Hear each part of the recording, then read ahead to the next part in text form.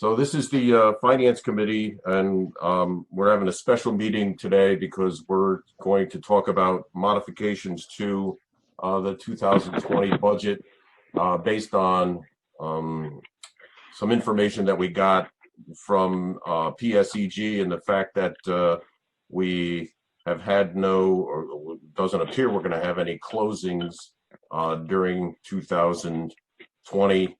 And so we decided that we needed to modify the budget. But the first item on the agenda is to approve the minutes from our May 5th, 2020 meeting.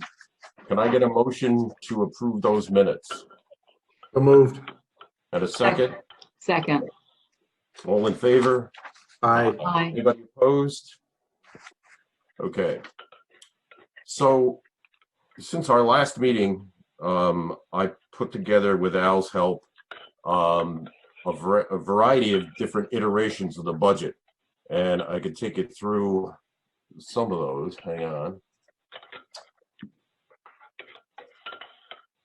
This is the budget that we originally adopted for 2020, and we decided that it's not likely we're going to have any closing fees. We also have information that the energy reimbursement payments from PSEG are going to be significantly reduced. And so as a result, we decided that we needed to modify the 2020 budget. So this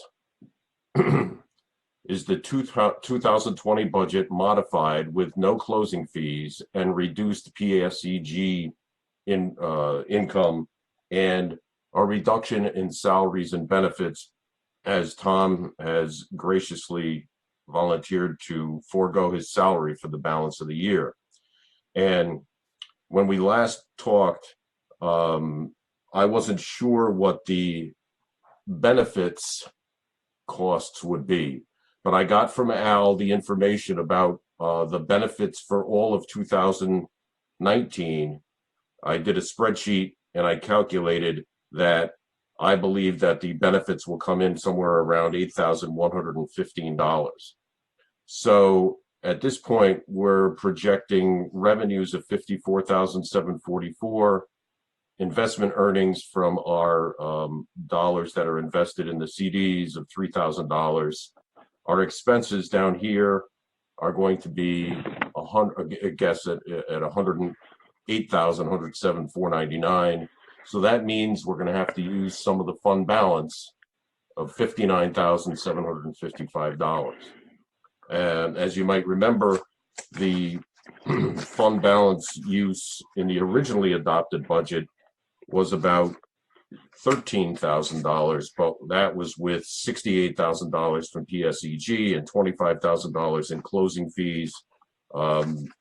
With the revised budget that we put together, which was modified with no closing fees and the reduced PSEG, we would be using $85,000 out of fund balance. So this has significantly reduced the amount of money that we're going to have to take out of fund balance. It would produce an estimated fund balance down here of about $406,000 at the end of 2020. Any questions about this revised budget? None for me. Okay, so can I get a motion to approve this revised budget, to make a recommendation to the board that we accept this revised budget for 2020? So moved. Can I get a second? Second. All in favor? Aye. Anybody opposed? Okay, and then the next thing we need to do is the revisions to the fund balance policy. We discussed this at the last meeting on May 5th. I made some changes. Victoria suggested some changes, and now this is the revised fund balance policy. Can I get a motion, or are there any questions or issues with it? I don't have any issues with it, and I'm not proposing any changes, but it wouldn't surprise me if one of the members asked why we were doing a 3-year average, but 2 years of fund balance. And so I think we just need to be prepared to explain. Yep. Okay. Can I get a motion to approve the revisions to the fund balance policy? Moved. And can I get a second? Second. Okay, all in favor? Aye. Aye. Anybody opposed? Okay, thank you. Anything else that needs to come before the Finance Committee? I have one suggestion. Since the fund balance policy is going to have us look at actual results, we're continuing. I mean, we used to have reports that were just budget as adopted, and we're continuing to shift so that we see actual results in the reports. And I applaud that, and I thank Al for doing that. I think that's going to be more important going forward for all of the members to see actual results, because that's part of the calculation of the fund balance policy. But also, I think we'll all be looking at our cash flow and other resources a little more closely than we have in the past. Okay, good point. Victoria, does that mean in the monthly financial statements? Where do you look at those? Actual. Right. Well, whenever we see, budgets, when the Finance Committee is looking, we're always looking back at the budgets that we adopted rather than the actual results. So, no, I don't think all right. This is what you're talking about. Yes. Yeah, the approved budget is increasingly going to be very different from actual results. So this Right. isn't a good management tool for the members to understand the operating performance. Gotcha. Yep. So when we do budget proposals in the future, what we should be doing is looking at maybe not 2015 approved, but we should be looking at 16, 17, 18, and 19 actual results compared to the budget for the particular year that is the last year, and then the proposed budget for the next year. Yes. Gotcha. Agreed. Okay. And I'm trying to, but my computer is slow, pull up the same principle. I certainly, with Al's monthly, we see, and I should know this after so many years, so the statement of net assets. He provides us a budget to actual. Yep. The monthly is fine. Just anywhere where we're looking back at prior years. Gotcha. So hopefully won't add to Al's monthly tasks. All right. And the only other thing that I have for the Finance Committee is that the Governance Committee, in the minutes that I read, it was suggested that the IDA committee meetings be scheduled at the beginning of the year to allow for better attendance by all members. So as a Finance Committee, we'll have to get together and figure out when we're going to meet to deal with the budget for 2021, which would be, I think, sometime in either September or October, but we haven't set a date yet. But that's one of the things that came out of the Governance Committee. Well, it was a suggestion. I mean, Okay, but I think that the members have to figure out whether that's works for them or doesn't. Well, we can certainly, I think, set the meeting date for the budget, sometime in October. I think it has to be approved by the end of October. Yes. Yeah. So we can certainly set that date, but I'm not suggesting we do that now. We can decide that, and I'll come up with a recommendation so that we can approve that date. Anything else? So can I have a motion to adjourn the Finance Committee? So moved. Can I have a second? Second. All in favor? Aye. Aye. Anybody opposed? Okay.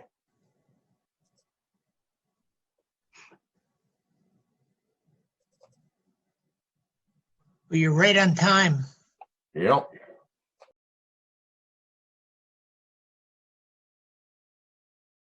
A quorum present. And next is to approve the minutes from the April 24th meeting. Any modifications or changes to those minutes?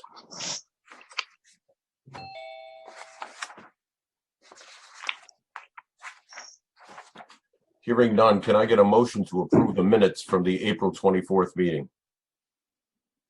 So moved. And can I get a second? Second.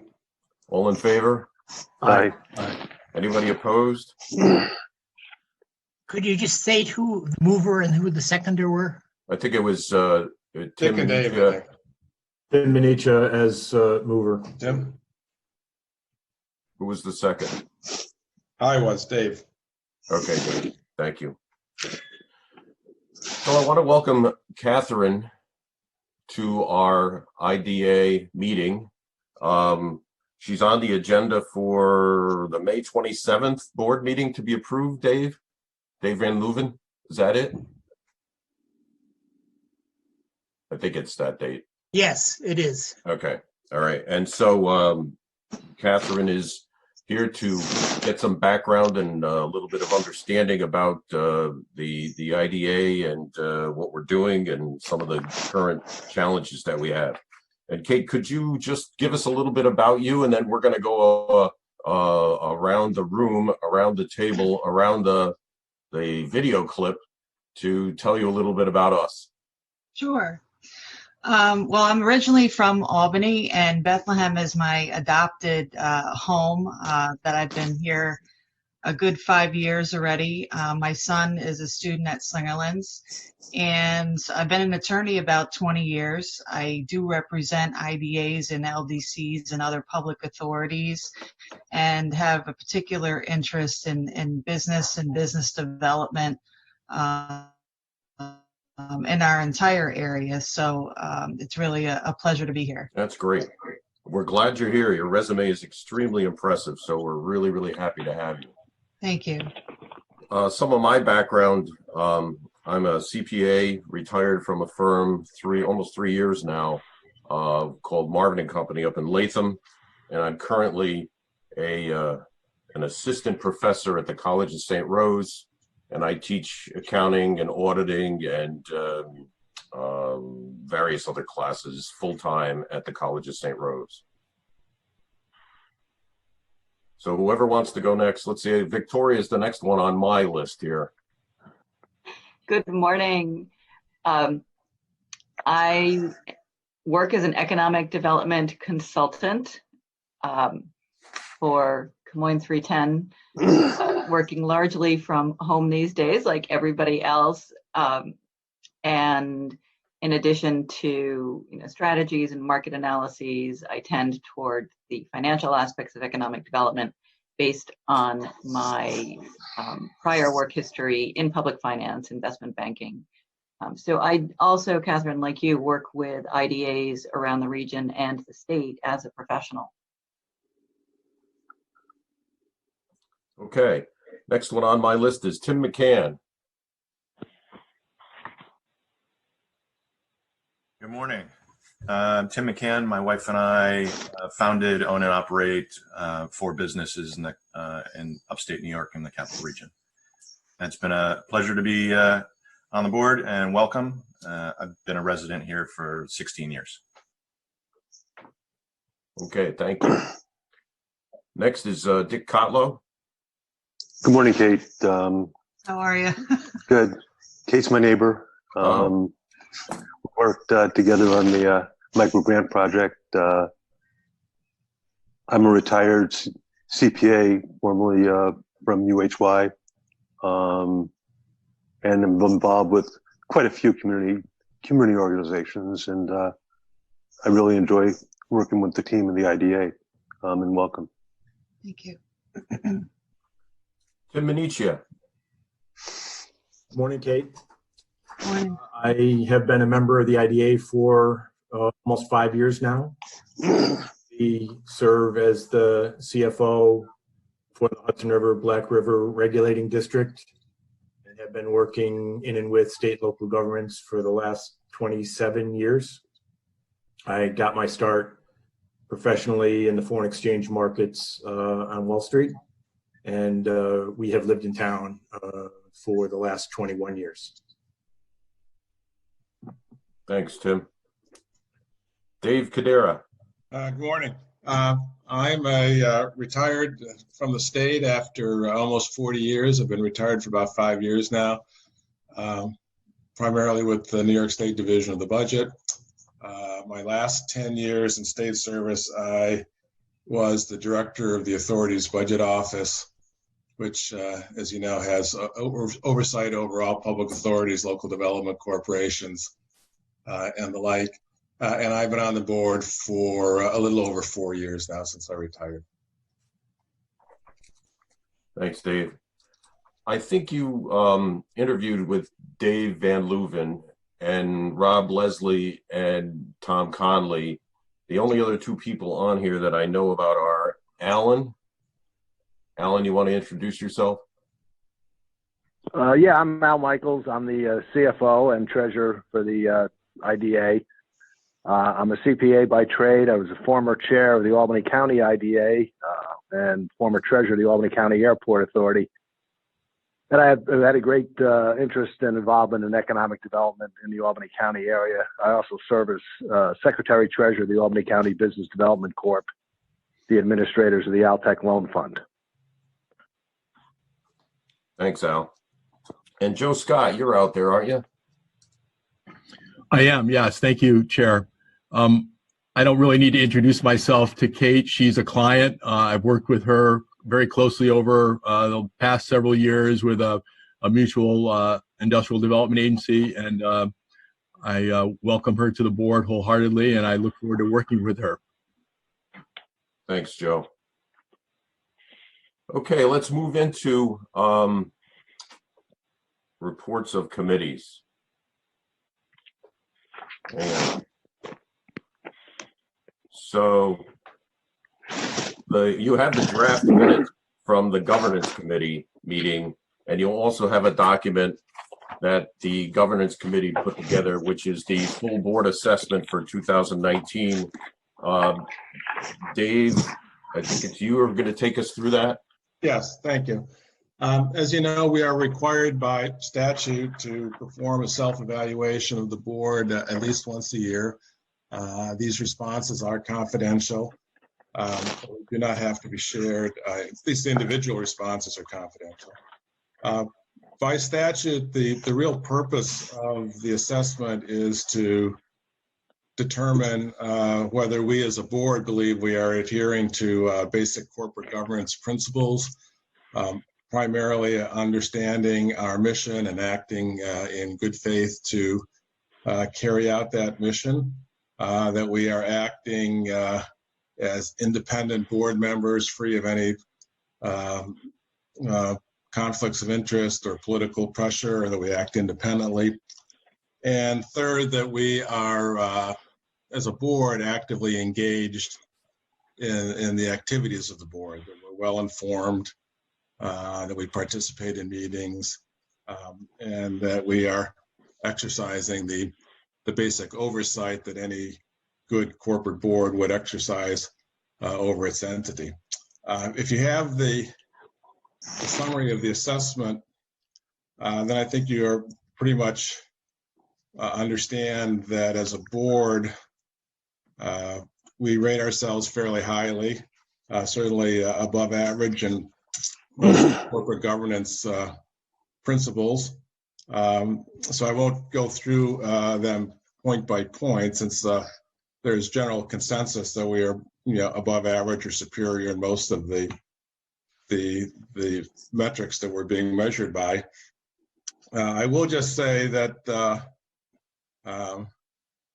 there's probably little disagreement among the board members and a strong consensus in terms of how we're structured the contributions of individual members, the staff, that we as a board are very appreciative of the work of Tom and Robin and others to keep us informed, provide us with the information that we need to function effectively as a board, that none of us feel any undue political pressure from the town board or the supervisor, that we do act independently.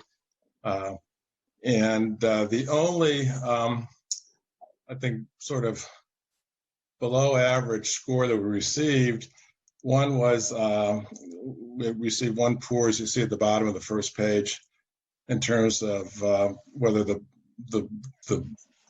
atmosphere surrounding the board and the board meetings was conducive to open discussion of issues. And I think that our consensus was at the governance committee that was probably primarily due to the fact that the meetings are webcast, and that may inhibit some more open discussion than would occur if we were having private meetings. I don't think either of us, Dick was the other board member in attendance, that we felt that this reflected poorly on any individual board member or staff in terms of creating an atmosphere that did not allow for the free exchange of ideas. That is primarily the constraints that naturally flow from having a public meeting.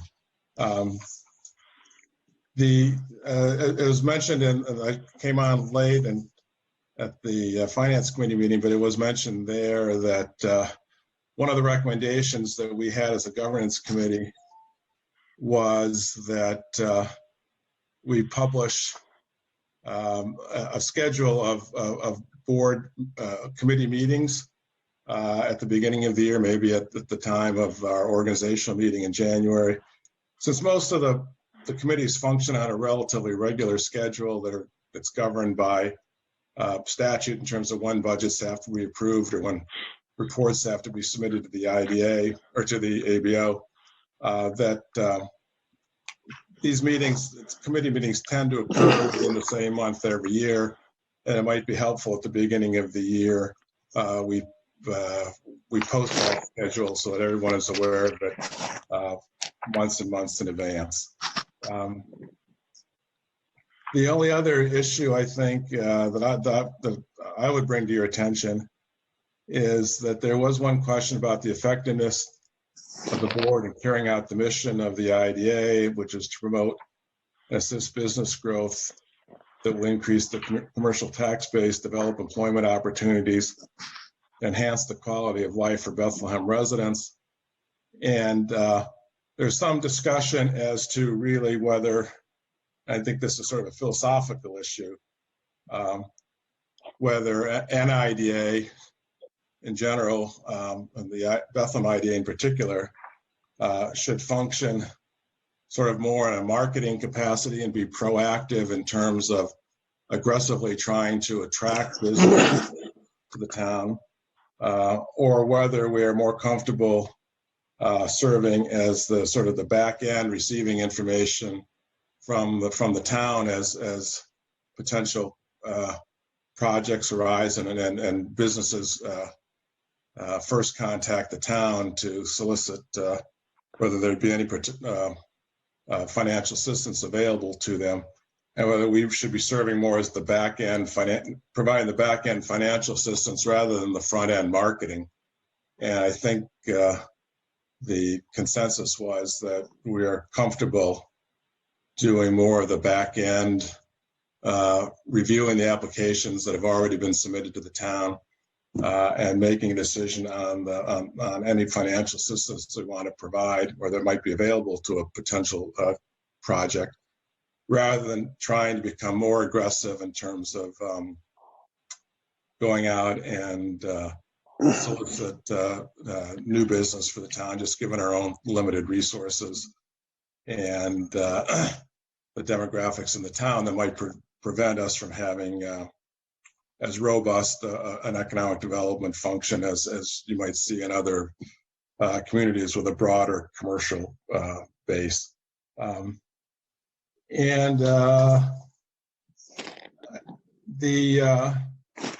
The only other thing I would add is that in addition to the evaluation, we did review two things, or a couple of things. One is the charter for the governance committee. Again, by law, we're required to have a charter governing the role and activities of all our committees. We do not recommend any changes to the existing charter that I think has been reviewed every year, and we've made minor changes over the years. There's no reason for us to make any additional changes this year. And secondly, is we, especially relevant now with Kate joining the board, that we reviewed the letter that we send to the town supervisor. Again, under statute, we are required to make recommendations to the town board in terms of the characteristics, qualities, background, experience, qualifications of any new potential appointment to the board. And we've been using the same letter for at least for the 4 years that I've been on the board, with some minor adjustments over the years. And again, we do not recommend that any additional changes be made to that letter, that it meets all the statutory requirements that we are governed by. And so, and I think it was the same letter that we just used in this most recent appointment. So, Dick, unless you have anything else to add, or if anybody has any questions, that basically is a summary of what the governance committee discussed last month. Just one small point. Very good job, David. We did discuss, even though the IDA board isn't a marketing arm, it doesn't preclude us from looking for opportunities and passing them to the economic development group in the town. So I think that's part of, if we can find opportunities to hand off to our capable staff, that'd be great. Okay. Thank you, Dave. Thank you, Dick, for the work that you've done on the governance committee. Next, we have a report by the finance committee. The finance committee met back on May 5th, and we met this morning just prior to this meeting to talk about some budgetary changes for 2020, given the situation that we're in. And what we've got here, this one is the budget that was adopted by the IDA for 2020. That's the original budget. It shows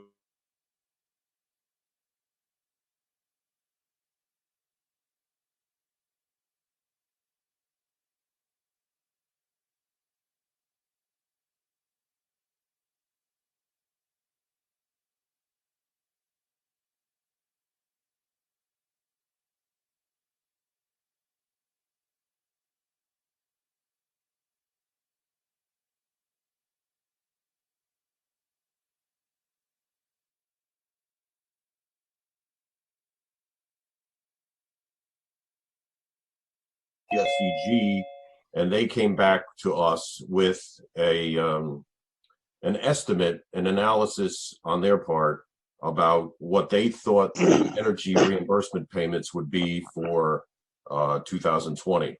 And that was a somewhat complicated analysis. We took it and analyzed it with, broke it down into what actual payments were in prior years and what was expected for 2020. And we've come up with a revised budget. So this was the one that was adopted by the IDA for 2020. Originally, what we did was we said 2020 modified with no closing fees, taking out the $25,000. But then we had information related to PSEG, which got us to the 2020 modified with no closing fees and the reduced PSEG energy reimbursement payments. Based on the information that we got from PSEG, and they gave us some information about there's reduced usage and so on, that is going to reduce those energy payments to an estimate of $37,000. Now, they did state that they could not project what would the effect of the virus would be on energy usage for 2020. So the 37,000 is a best guess right now as to what those energy reimbursement payments would be. We also took out the agency council fees because those were related to the closings. So we are now projecting about $54,744 worth of revenue from ongoing operations, $3,000 in interest income. We would then have to use $85,000 of fund balance to balance our budget with $137,000 worth of expenses. That would have gotten us to about a $380,000 fund balance at the end of the period. At the end of 2019, our fund balance was about $465,000 or thereabouts. So this would use up a fairly significant portion of our fund balance. So we moved to another iteration. This is the 2020 modified with no closing fees, and Tom Conley has graciously agreed to forego his salary for the balance of 2020 after the month of June. In other words, the salary would be cut in half for 2020. That would give us the application fees, if there are any, of $1,000. The annual fees, which are pretty much already billed, $16,744. The $37,000 of energy reimbursement payments, the same $54,000 worth of revenue, $3,000 of investment earnings, and then the change. And I got information from Al as to how the employee benefits were calculated for 2019. I analyzed it and I came back with a change that the employee benefits, you could see it was basically $13,600 last year, or about that, would be about $8,115 in the current year. So this would be the salaries and wages cut in half. This would be the employee benefits that would be expected for 2020. The other items have not changed. The $65,000 includes the town service fee, the CFO fee, and some other miscellaneous expenses. And then we have the audit fees and other fees. So that's what's in the 65, and it gets us down to the 10. Our estimated expenditures now would be revised to $107,499 with revenue of $59,000, almost $60,000. I'm sorry, $57,000 or $58,000. That would require us to use fund balance of about $59,000, which would get us to a fund balance at the end of the period of about $406,000. So this is the proposal at the Finance Committee meeting this morning. We approved recommending this to the board of the IDA as a modification to our 2020 budget. I don't know if anybody from the Finance Committee, Victoria or Tim, want to comment about anything with regard to this budget. I see Victoria shaking her head. That very thorough explanation. Does anybody have any questions?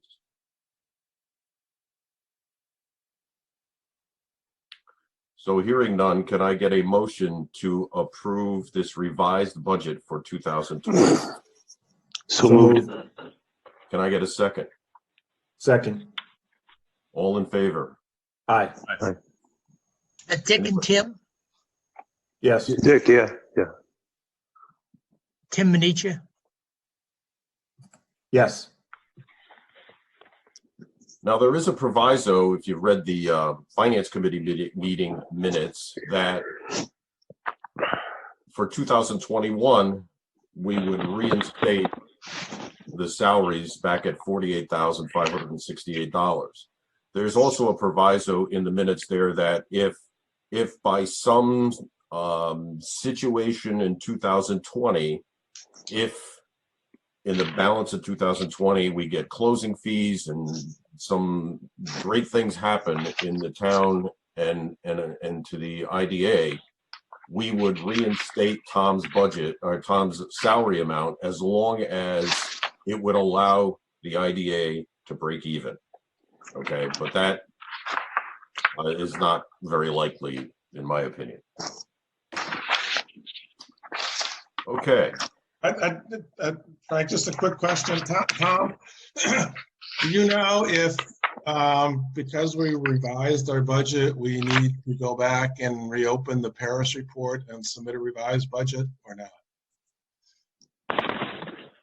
I don't. I know that we, as a general rule, the ABO does not open up the Paris report once it's been approved by the board, but here we're taking official action to change the budget. Whether or not we ought to at least alert them or. Al, do you know? I plan on, once this budget is actually adopted, I plan on, going in and seeing how I can modify what we have presented, on the Paris report for the 2020 budget. Because in fact, it's what's on there now is not really going to be our budget. Right, and I think the Paris reports are locked, so I'm not sure. Oh yeah, no, well, I have to contact the representative OSC, explain why, Right. give them a good reason why they would unlock it, and then Right. Yes. They will do that as long as it's a valid reason. That's correct. Okay, thank you. And we will post it on the IDA website, the revised budget. The next item that's coming out of the Finance Committee is revisions to our policy on fund balance. Prior to this, we had a policy that basically said we would maintain fund balance basically at about 3 times our annual expenses. That would have caused us to require to have a fund balance of somewhere in the neighborhood of $450, $460, $470, $470,000. We met as a finance committee and modified the fund balance policy. And let's see, we made some changes to some of the language at the top, and then here, the determination of the IDA's recommended level of fund balance, given the possibility of a 3-year period elapsing before project fees are realized, a reasonable fund balance level would be approximately 2 times the average annual audit expenses for the past 3 years. So what we're going to do is we're going to try to tie that to the average annual audit expenses based on the prior 3 years. And we are reducing it from 3 times that down to 2 times that. Figuring that the past 3 years would be a good approximation because of some fluctuations in our expenditures. 3 years would be a good look back period, and making it now 2 times the average annual expenses. We didn't really change much else in that fund balance policy. Any comments from the other members of the Finance Committee? I see Victoria shaking her head no. I can't see Tim. I'm shaking my head just as Victoria is. Okay. So what I need is a motion to approve the policy on fund balance, the revised policy on fund balance. So moved. Can I get a second? Second, Dave. Okay. All in favor? Aye. Anybody opposed? Okay. Was the moving Tim or Dick? Tim Sounded Minicha like as a Tim. mover. Hey, Frank. Yeah.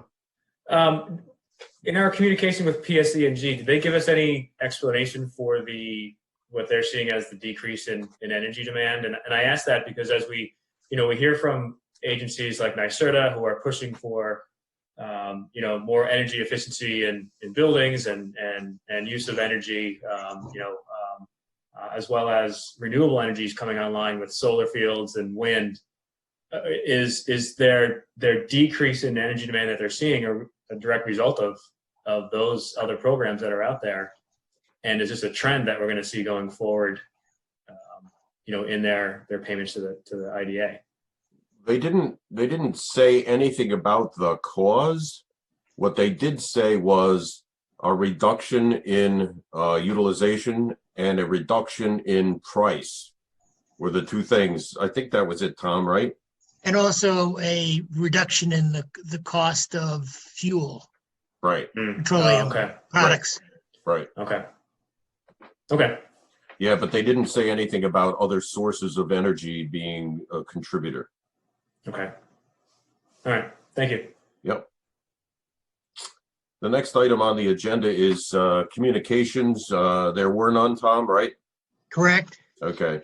And next item is under old business, the planning board update. Sure. So just a few items to update you on. The Port of Albany expansion project continues to move ahead. Much progress is occurring. At the May 5th Planning Board meeting, the board approved the final generic environmental impact statements. It's a big step in the environmental review of the overall site. You'll recall that the port is under a preparation of a generic environmental impact statement on the 80 acres where the planning board is serving as the lead agency, and the planning board's responsibility is to confirm that development of that site would avoid, minimize, or mitigate any potential environmental impacts as that site develops. The port is pursuing wind energy suppliers, and they are currently in discussions with those companies. We expect to return to the June 2nd planning board meeting, where the board could accept the finding statement. That would be the final step in the what is typically a long process for an EIS, and so we are close here on getting the finding statements approved by the planning board, again at the June 2nd meeting. After that, I believe the port would be looking to return to the planning board once they have a tenant secured, and then that tenant would be able to give more specifics on the building location, what type of building, what their needs are, and the planning board would be looking at that specific tenant for consistency with the environmental impact statement. So the goal with the generic environmental impact statement is to really get a good understanding of what are the issues, what measures need to be put in place to avoid those impacts. And as long as the tenant comes in with a plan that is consistent with that, it's a smoother process during that site plan review timeframe. I do know that the port is also going after funding, whether it's federal or state funding, to account for the infrastructure needs on that land. And so that would be new roadway, new bridge over the Normanskill for access, a wharf, utilities. And so the port's plan is to really make that site quote unquote shovel ready, so that as tenants come online, wind energy suppliers come online, they're hopeful that they're making that site that much more productive for advancement of those businesses. So good news there. We continue to review the other planning board, the other projects before the planning board. I've mentioned on several occasions the River Road projects and West Yard Road. Those are still under review. We are in the review phase with those engineers who are preparing those plans. Any questions on that item? No information about Burt Crane? Unfortunately, no progress information. We're still waiting on information. We communicate with them, and we haven't heard back. Okay. And go ahead. Joe Scott here. I've had communication on and off with their counsel, and nothing definitive. Okay, thank you.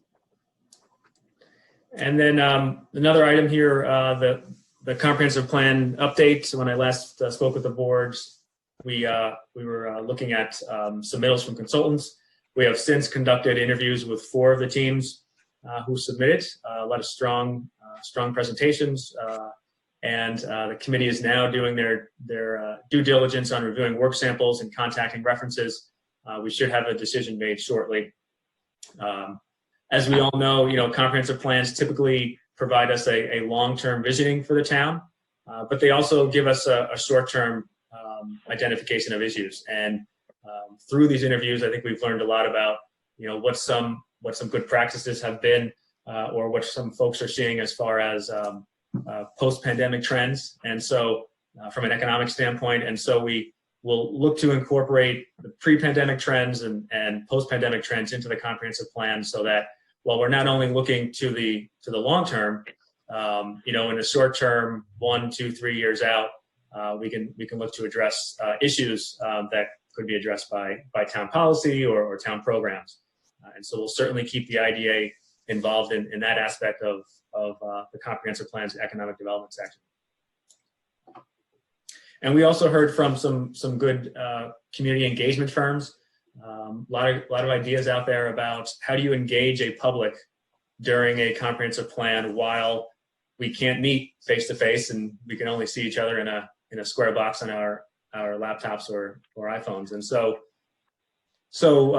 there's a lot of that going on for community engagement, Zoom meetings, a lot of pre-recorded panel type discussions, so that folks can be engaged maybe when they're not available at the 6 o'clock or 7 o'clock hour, but they can plug into our pre-recorded video and learn what's going on and then provide comments on public engagement websites. And so there's a lot of new online tools out there that I think we can tap into to continuously engage the public, both residents and the business community. We'll have to keep an eye on the demographics there. I think that our younger generation typically is more comfortable, although people are becoming more experienced with online tools and resources. And we'll have to make a good point to go after the older population to make sure that they're not being left out of a comprehensive plan that might have a majority of its community engagements through remote access. Interestingly enough, typically the comp plans or these types of plans have town hall meetings, interaction, and we typically see certain demographics occurring, at that 6 o'clock, 7 o'clock hour. This kind of flips it a little bit. And so we'll just have to make sure we do a comprehensive job of gathering all public input on the comprehensive plan. Any questions for Rob on the planning board? And did that take into consideration the economic development coordinator report too? It did, yeah. The micro enterprise businesses continue along. Nothing really to report there as far as new news. These businesses, the 8 businesses are still open and still operating and still spending their money. So that's good from that standpoint. They're not stalling per se. Any questions for Rob? Is there any progress on the hiring an economic development coordinator? So, David, go ahead. We are holding off on refilling any positions at the moment during the pandemic while we do a detailed assessment of what we can fill. So it's a position that we're looking to fill, but we are holding off on it right now, largely because of budgetary considerations. Okay, thank you. All right, moving on. Financial statements. Al. Okay, you have the financial statements through April 30th, 2020. The statement of net assets, we have $275,092.39 in our agency checking account. Our CD is $200,000. Other current assets, we have a fee receivable of $7,039.60. That represents the latest quarterly billing from PSEG. And in fact, we received that check the other day. We also have prepaid expenses of $2330.84, giving us total current assets and total assets of $484,462.83. Our liabilities, our accrued expenses, $36,485.68. That represents monies due to the town for reimbursement for salaries and the annual agreement. And in fact, we received a billing for most of that amount the other day from the controller's office and have paid that. So total liabilities of $36,485.68, leaving us with net assets of $447,977.15. Going to our statement of revenue and expenses, fee income, $17,743.35. Our PSEG energy reimbursement is $11,235.59. Salaries and wages, $16,189.36. Contractual expenses, $27,087.04. And employee benefits of $36,2968, giving us total expenses of $46,906.08. Year-to-date deficit of $17,927.14. An interest income that we booked to date is $53.81. I will make an entry for the CD interest in the next month or two. So our year-to-date deficit is $17,873.33. We compare the actual to the budget that we had previously adopted. Year-to-date, our fee income is about $162.01 different than what we budgeted, but of course we've recognized most of the fee income we're going to get for the year, so that's going to turn worse as the months go by. Our PSEG energy reimbursement, we're also down $11,431.08, and that's a factor that the PSEG explained. Plus, I think they also had some maintenance this winter as part of their explanation, besides all the other market forces and COVID related.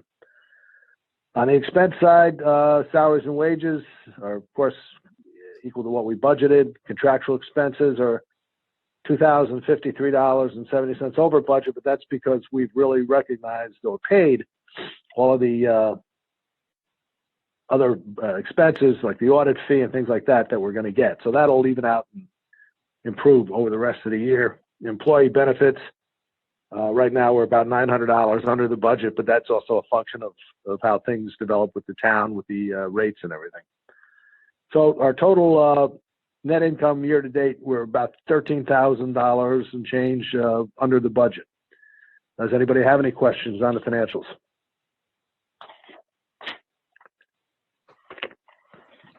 Okay, hearing none, we'll move to the next item under new business, which is the report on the COVID-19 Small Business Relief Program. Tom Connolly. Yes, you will recall that this started out as an Albany County program to provide relief for small businesses due to the COVID-19 pandemic. That's now morphed into really a different committee because in order to provide relief, the governor needed to sign an executive order that authorized IDAs to make grants or loans. That executive order has never happened.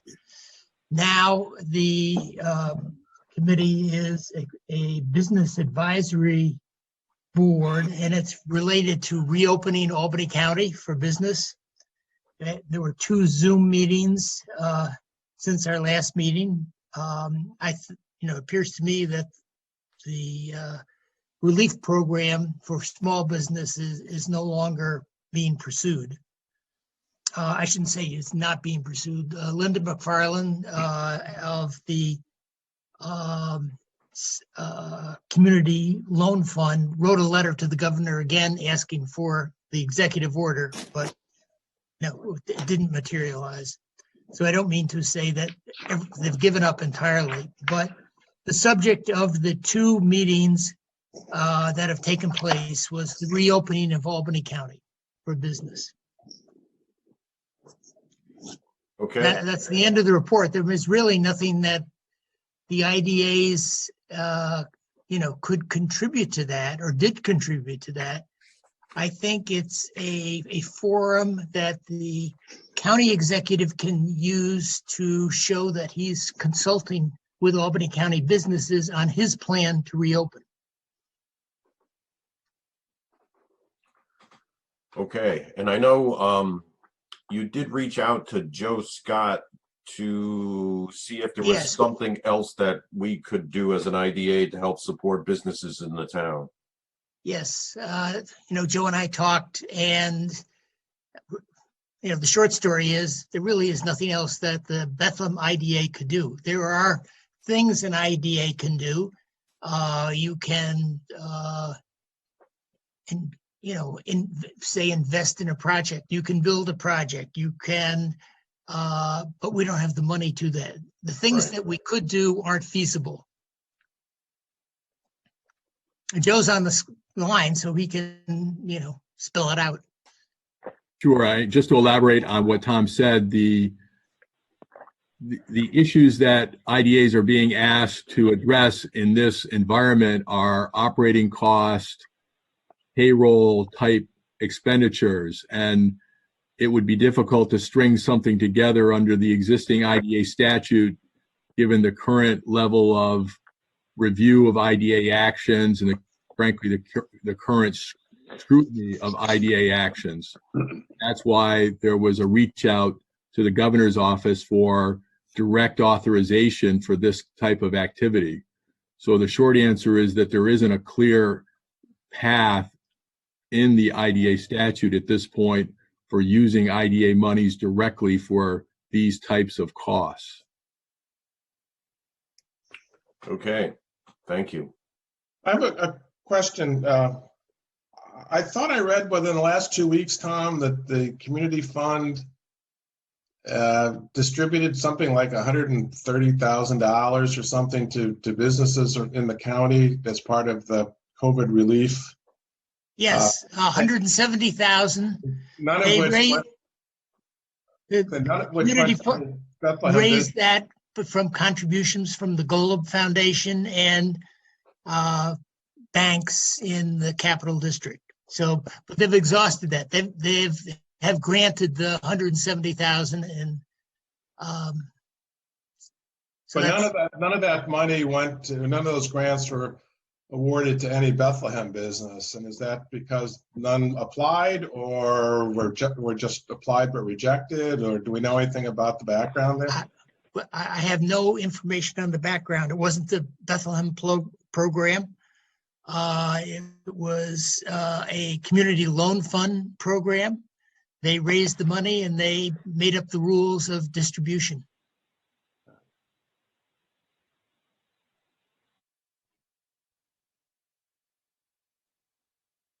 Okay, any other questions? Yeah, Victoria. Two things. On the call yesterday with what's being called, I think, the Albany Business Council that Tom was just referencing, there is potential for the Capital Region Chamber to be used as a conduit for federal money, which could be used to support small businesses. So stay tuned. There might yet be some way for Bethlehem businesses to receive additional financial support. And the other thing that I would ask that members do, if you're interested, the meetings organized by Kevin O'Connor on behalf of Albany County are right now in response to the pandemic, very clearly. A broader attempt to have the county and the county IDA look more closely at economic development and what the county could do had always been in the works. It's just that the tone of it has had to shift. My firm, Camoin 310, was hired more than a year ago to create an Albany County economic development strategic plan. I was not on the team, but I knew that it was going on. That plan took a very long time. It's extensive. It was released, unfortunately, in the middle of the pandemic, so got a bit lost. But I would urge all members, and certainly anyone who is watching this webcast or recording it afterwards, to take a look at what Albany County has published. And it's at albanycounty.com/departments/economic development, conservation and planning /economic development/strategic economic development report. Using a standard web browser, I don't think it would be difficult to find that report. And that's it. Thank you. Okay, thank you.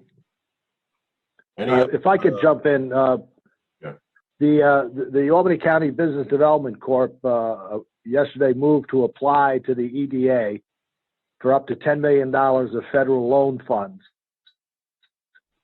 which would be similar to the Altech loan fund, except actually with a lower rate of interest and with a broader reach other than just Albany County. It would be the 6 counties that make up this area, Albany, Schenectady, Troy, Rensselaer, Columbia, and Greene.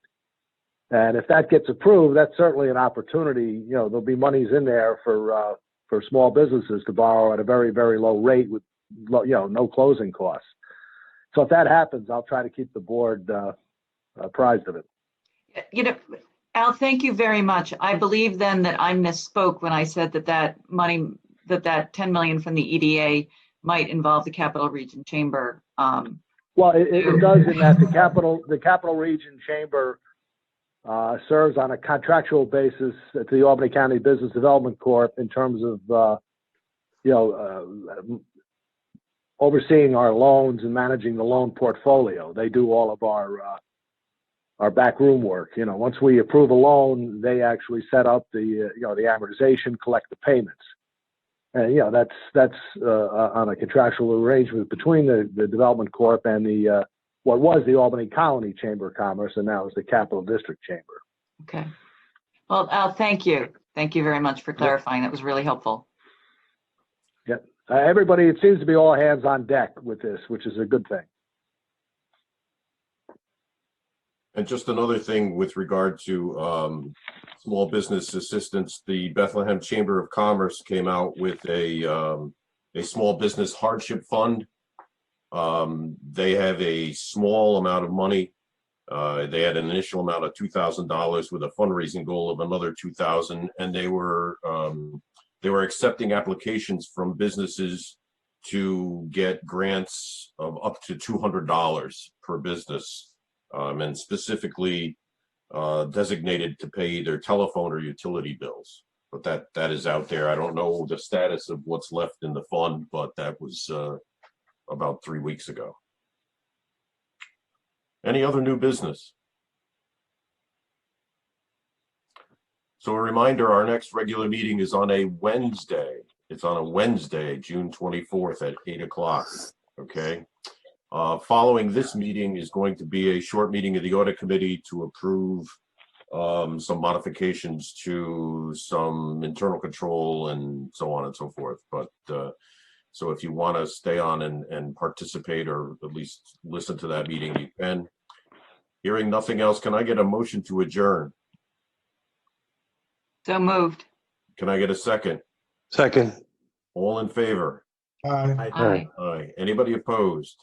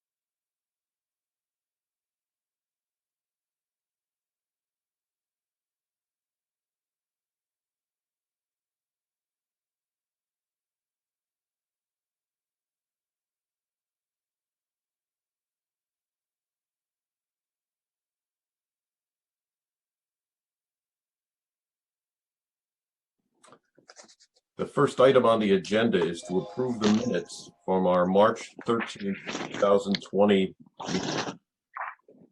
Can I get a motion to approve those minutes? So moved. Can I get a second? Second. All in favor? Aye. Aye. Anybody opposed? Okay, the second item is to approve the revised internal control procedures for 2020. We made the modifications that we talked about at the meeting back on March 13th. Any questions or issues? So can I get a motion to approve the revised internal control procedures for 2020? So moved. Second. All in favor? Aye. Aye. Anybody opposed?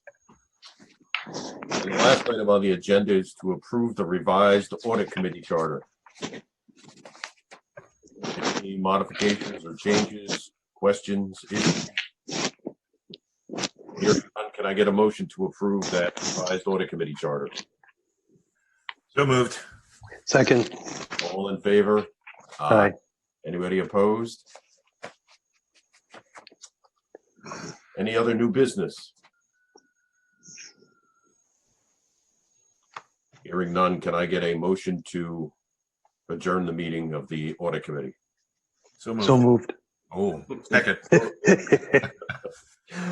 All in favor? Aye. Anybody opposed? Okay. Thank you very much, everybody. Thank you. Okay. Take care. Bye.